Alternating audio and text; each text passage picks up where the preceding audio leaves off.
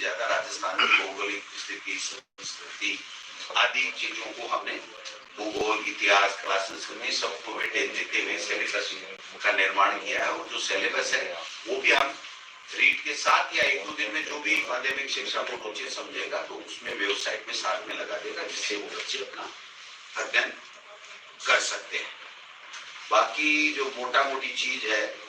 एक बात कंफ्यूजन चल रहा था कि बीएड वालों नहीं किया जाए, तो एनसीटी की गाइडलाइन का हमने अच्छे तरीके से अध्ययन किया है, उसमें राज्य सरकार के ऊपर छोड़ा गया है। और एक शर्त ये भी है कि अगर कोई बीएड किया हुआ व्यक्ति L1 देता है तो उसको 2 साल के अंदर अंदर ब्रिज कोर्स करना पड़ेगा 6 महीने का, और वो ब्रिज कोर्स उस संस्था से करेगा जो एनसीटी के द्वारा मान्यता प्राप्त संस्था। ऐसी संस्था राजस्थान में आज की तारीख में नहीं है। और बीएड के बच्चों को चूंकि फर्स्ट ग्रेड में, व्याख्याता में, सब में मौका मिलता है, तो बीएसटीसी के बच्चों को केवल L1 में मौका मिलता है। तो जब राज्य सरकार का क्षेत्राधिकार पे उनके विवेक के ऊपर छोड़ा गया, तो इसके राज्य सरकार ने दोनों वर्गों का ध्यान रखते हुए बीएसटीसी के बच्चों का वो जो डीएलईडी जिसको बोलते हैं उसका भी ध्यान रखा है और बीएड वालों का भी ध्यान रखा है। तो L1 है उसमें केवल डीएलईडी यानी बीएसटीसी के बच्चे आएंगे और L2 में बीएड वाले बच्चे आएंगे। एक और महत्वपूर्ण निर्णय मैं इस मौके पर मैम को भी धन्यवाद देना चाहूंगा कि जब बोर्ड से फाइल आई कि साहब डेढ़ी या दुगुनी के लगभग उन्होंने फीस कर ली थी, तो इनका ये सुझाव था कि मंत्री महोदय हमको कोरोना के समय ध्यान रखना चाहिए और इस फीस को नहीं बढ़ाना चाहिए। तो हमने फैसला किया है कि 2017 में जो रीट में जो बच्चों के लिए परीक्षा शुल्क था रीट देने का, वही शुल्क हमने रखा है, उसमें 1 पैसा भी हमने नहीं बढ़ाया। बाकी बोर्ड का जो टेंटेटिव कार्यक्रम है वो कल आ जाएगा, वो अपने हिसाब से करेंगे। लेकिन जो हमारे पास में आया है लगभग 11 जनवरी से जो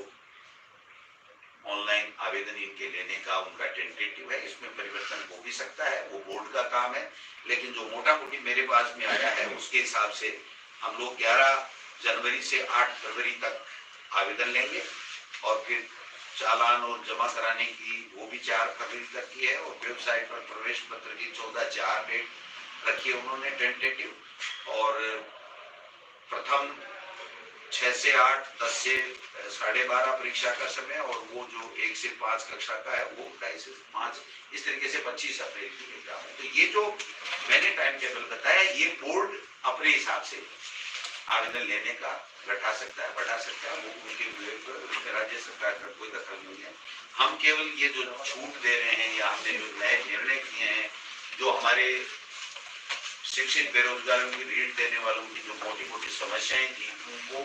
काफी जदोजहद के बाद में काफी विचार विमर्श करके पूरी तरीके से एनसीटी की गाइडलाइन के हिसाब से हमने इसको दूर किया है। जो मोटा फैसला किया गया है वो मोटा फैसला राजस्थान के बच्चों को ज्यादा से ज्यादा मौका मिले, इसके लिए राजस्थान का जो हमारी पुस्तकों में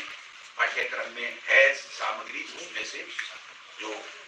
सिलेबस है उसका निर्माण किया गया है। और जो 10 और 90 का जो वेटेज है वो वेटेज आगे सिलेक्शन में ये मोटा मोटी जो आज हम भेज रहे हैं, वो आज कल निकालें, परसों निकालें, वो उनके ऊपर है। जब भी विज्ञप्ति नहीं होगी उसके बाद में तो क्या लेवल 1 में बीएड को शामिल नहीं किया जाएगा? आपके कहने का मतलब? बिल्कुल, राज्य सरकार ने अंतिम फैसला कर लिया है, क्योंकि ये राज्य सरकार पर छोड़ा गया था। और दूसरी चीज, ब्रिज कोर्स की जो आवश्यक शर्त थी, अगर हम इसको अगर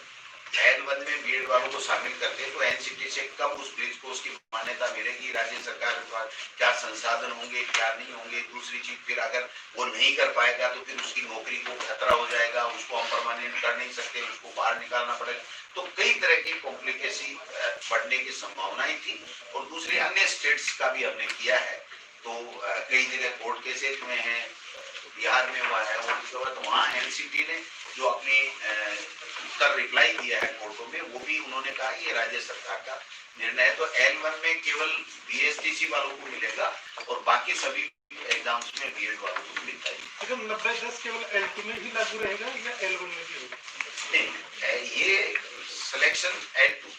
L1 में तो जो मेरिट बन जाएगी वो मेरिट, जो पहले की तरह है, उसमें कोई किसी तरह का कोई नहीं। तो राजस्थान जीके की L2 में ही केवल ये 70-30 का था, जिसको 90 राजस्थान जीके की आप बात करें तो कुछ अंदाजा है कितने नंबर का सर वो आधार होगा? देखिए, नंबर नहीं बताए जाते हैं, नंबर पेपर के होते हैं और पेपर में बाकायदा सिलेबस होता है और सिलेबस जो 2-3 साल से जो प्रचलित पुस्तकें हैं उसमें से देख करके बाकायदा सिलेबस बनाया गया है और वो ये सिलेबस इस विज्ञप्ति का हिस्सा होगा, वो बाकायदा बोर्ड की वेबसाइट पे होगा, बच्चों को अच्छी तरह से दिखेगा और जो सिलेबस होगा उसके मुताबिक प्रश्न पत्र बनाने वाली जो भी गोपनीय जो शाखा होगी, वो जो एक्सपर्ट होंगे वो। सर विज्ञप्ति कब तक जारी होगी? विज्ञप्ति हम आज भेज देंगे, आज रात को भी हो सकती है और कल भी हो सकती है, आप तो लेट रात तक जगना। सर रीट 2016 वालों की भी एक बहुत बड़ी मांग है, हाईकोर्ट की सिंगल बेंच और डबल बेंच ने फैसला दिया वेटिंग सूची जारी करने के लिए, तो ये इसका कब तक क्या टेंटेटिव? देखिए 2018 का तो हमने निर्णय कर लिया, L1 और L2 दोनों का वेटिंग लिस्ट जारी कर दिया, लेकिन चूंकि कई तरह के ऐसे प्रकरण हैं जिसमें वेटिंग लिस्ट का है, तो कई हाई कोर्ट में है, कई सुप्रीम कोर्ट में है, सुप्रीम कोर्ट में स्टे मिला हुआ है, तो इसकी हम लोग समीक्षा करेंगे अधिकारियों के साथ में बैठ करके और जो यथासंभव सरकार की बस में होगा, जो कर सकती है सरकार नियमों में रहती है, फिर वो करे। सर यही उनकी समस्या है कि 2018 वालों को तो कर दिया लेकिन 16 वालों को नहीं किया और SLP भी जो सरकार वापस नहीं दे रही है। इसको एग्जामिन करवाएंगे, इसको मनन चल रहा है और इसको एग्जामिन करवाएंगे कि हमारी क्या लीगल पोजीशन है, क्योंकि जब एक बार सुप्रीम कोर्ट में जाने के बाद में जब स्टे हो जाता है वहां पर प्राइमा फेसी, तो थोड़ी सी दिक्कत आती है, लेकिन फिर भी मैंने मुख्यमंत्री जी से कल परसों बात की है इसके बारे में, मुख्यमंत्री जी ने शायद ट्वीट भी किया था कि हम लोग ऐसी भर्तियों को कोर्टों से निकालने के लिए भी कोई गंभीर प्रयास कर रहे हैं, तो मैं समझता हूँ इसमें आगे चल करके कोई रास्ता निकले। सर स्कूलों को खोलने की कवायद की अभी मीटिंग भी होगी, लेकिन 15 जनवरी तक टाल दिया गया, क्या कुछ फीडबैक आया इस तरह के नहीं बोले कि 4 से 5 जनवरी? मुझे जो लग रहा है कि अब कोरोना कम हो रहा है तो सरकार इसके ऊपर गंभीरता से विचार कर रही है, काफी स्टेट्स का अध्ययन किया गया और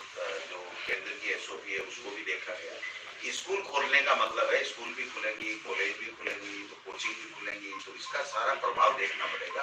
कि कितना क्या कोरोना का प्रभाव रहता है, लेकिन अब मान